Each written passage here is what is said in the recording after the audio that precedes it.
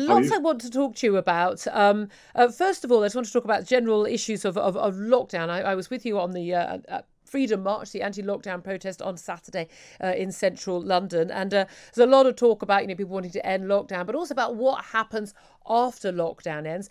Real change in the mood music in the last few days since the demise of Matt Hancock as Health Secretary and the arrival of Sajid Javid. It's clear that the messaging is completely different. July the 19th, that's it, not only for this lockdown. Seems to be the message that that's it for good now. And we found out that at Cabinet yesterday there was an agreement that there would be no plan for vaccine passports for mass events, whether it's sport, music, festivals, concerts, theatres and the like. Michael Gove's baby was the vaccine passport. It's been pushing it throughout the last year. Do you welcome that news? I think it's fantastic news. It feels like freedom is finally prevailing. But I don't want to be overly optimistic Yeah. because I saw Lucy Allen MP ask Sajid Javid in the House the other day. She said, will the 19th of July be it? Will we get all of our freedoms back? Will all of the restrictions be removed? And Mr. Javid said, we hope to remove restrictions on the 19th and we hope to restore freedoms. His wording was very careful. He didn't say, yes, you'll get all your restrictions lifted. It seems like we'll get some of them lifted and some of them will remain. So it seems like people are putting a lot of hope on him because he's a new face, but we might not get what we're looking for. Yeah, I mean that's always the worry, isn't it? We've been told this so many times before. We had John Ashworth, the shadow health secretary, saying that I've stood at this dispatch box for a number of these statements. There definitely seems to be a different mood music, though. We've had quite a few statements from Boris Johnson, from Number 10, from other ministers talking much more positively about the need, to get out of lockdown and to learn to live with the virus and accept a certain number of deaths. And we know Chris Whitty, Chief Medical Officer, when he's not being harangued by bullies in the street, was giving a statement and a presentation to the Cabinet. I mean, this is unusual, even the whole Cabinet actually getting to hear things as opposed to just the Quad, where he's saying, look, there is clearly a break in the link between infections rising and the number of people going to hospital and the number of people who are dying. But of course, this is data that was plain for everyone in the entire country to see. It's public data for weeks now. Well, exactly. And we do know that, Matt Hancock was withholding data from these decision-making processes. So it does seem like his leaving has, like you say, changed the mood and changed the vibe in government. And everyone seems a bit more positive and a bit more optimistic about our future, living with COVID and getting our freedoms back. And you mentioned rightly that we won't have vaccine passports. I think that's so important because traveling abroad is one thing, but in this country, we should not have to prove our cleanliness. We should not have to prove whether we are clean or unclean to do anything or to go anywhere. Any domestic passport is wrong and, quite frankly, wicked. So I'm glad that that's not going to be a thing. Absolutely, yeah. I mean, again, this is the sort of thing that China does. We've done enough things that China does in the last year, haven't we? Let's talk about some other things, because I think one of the things a lot of us expected at the beginning of last year, when we had a real problem to deal with, a genuine pandemic, was that we'd stop worrying about, well, people would stop worrying about stupid things. A lot of the culture wars, a lot of the wokery, and people would stop worrying about, microaggressions when they were locked in their homes 23 hours a day. Quite the opposite.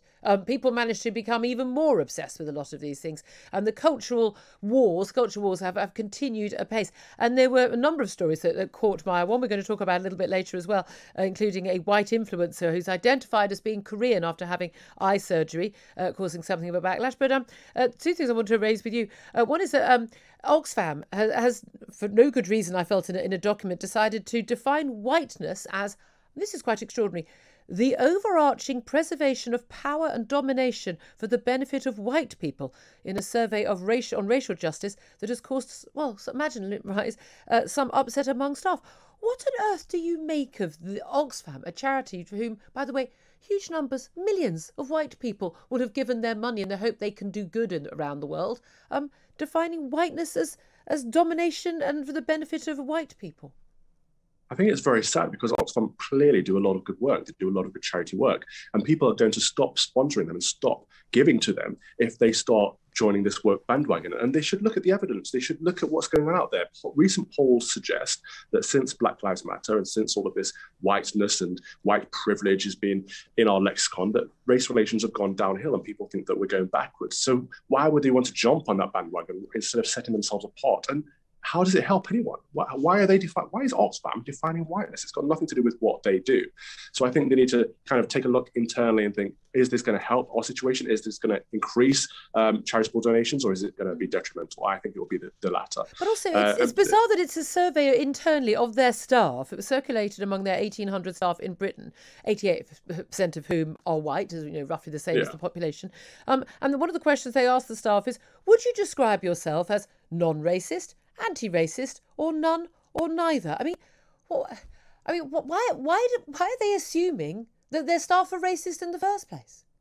Well, that's it. I think we need to get back to the assumption that most people are not racist, and that should be the default. Not anti-racist, not racist, not polarizing people and splitting them up into entrenched tribes, but just not racist, just normal, nice people that look at individuals based on their character, not the color of their skin. And we keep dividing people up. What is whiteness? It's another division. Either you're white or you're not white. Why? What's it matter? It's just going to cause resentment. It's going to cause more tribalism.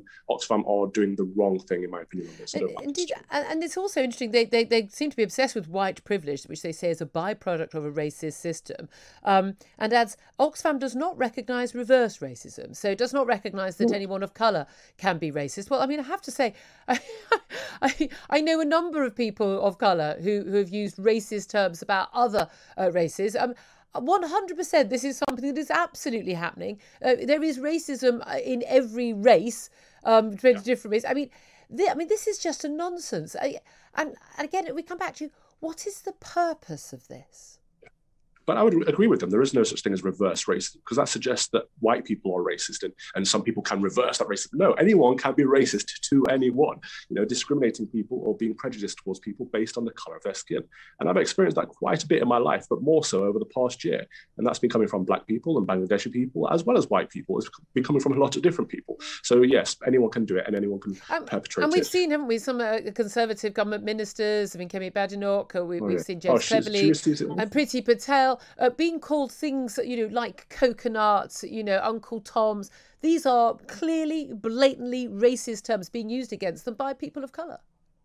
Absolutely, but things like this, what Oxfam are doing, help further perpetuate that nonsense that only white people can be racist, which means that everyone else can be more racist, can be as hostile as they want to people like Kemi and Priti. And I don't think that's appropriate. We need to say, actually, what we want to do is have equality. So if this is a bad word, nobody should be using it, not just certain people, not just the woke people, not just the self-righteous people that are fighting as anti-racists. No, it doesn't give you a badge that allows you to abuse other people. Indeed. Let me also ask you about, again, I keep thinking these are all Titania McGrath, made up stories, but they're not, they're real. A law professor from Connecticut University, Mathilde Cohen, has suggested that France's food is racist, discussing food whiteness. Just shrug at this point. Food whiteness at a seminar organised to the Elite Sciences Po and Nanterre University outside Paris. She said that French eating habits had reinforced the dominance of white people over ethnic minorities, and France's eating culture had been the central means of racial and ethnic identity formation through slavery, colonialism and immigration. The whiteness of French food is all the more powerful that it is unnamed, enabling the racial majority to benefit from food privileges without having to acknowledge their racial origin. I haven't got a clue. She may as well be speaking Greek to me, let alone French or English. What? Just what? I despair at this, because I've seen a lot of this. People define whiteness as nice food, politeness, being prompt. Basically, anything that's nice in life, they define as whiteness. And I think this is actually an inherent racism. That what they're saying is that we can't expect black people to make nice food. We can't expect black people to be on time. We can't expect black people to be polite. We have to lower our societal standards. That is patronizing and racist. And I don't think anything in life should be separated by people's skin color. But we've had these absurd debates about cultural appropriation. So this idea that so the French have very defined sort of eating habits. They really are very, you know the exact menu in virtually every French menu before you arrive there. You don't have to look at it. But if you went for different food, that would be cultural appropriation. You can't win. You can't win. Absolutely. On one hand, it's cultural appropriation. On the other hand, you are offending or patronizing a minority group. You literally just have to leave all this wokeness aside and get on with your life at this point, I think. And I think anyone that's trying to separate the French from their food has a job ahead of them. So good luck to whoever is putting this up. Bon courage, mon brave. That's all I can say to that. Calvin Robinson, thank you very much indeed.